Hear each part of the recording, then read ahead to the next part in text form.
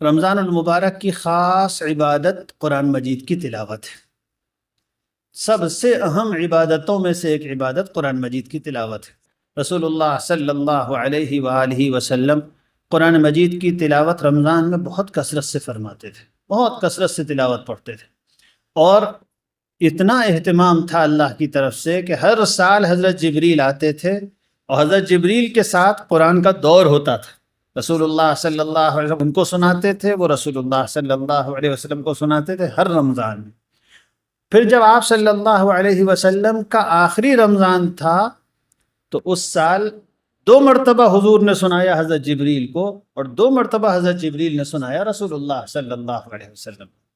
ہم سب لوگ رمضان میں تلاوت کا اہتمام بہت بڑھا دیں۔ ہم سب جانتے ہیں کہ رمضان میں نیکیوں کا ثواب 70 گنا بڑھ جاتا ہے۔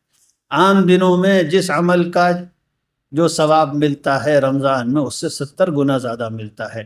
ایک پارہ پڑھنے کا جو ثواب عام دنوں میں ہے، رمضان میں اسی کا 70 پارے پڑھنے کا ثواب۔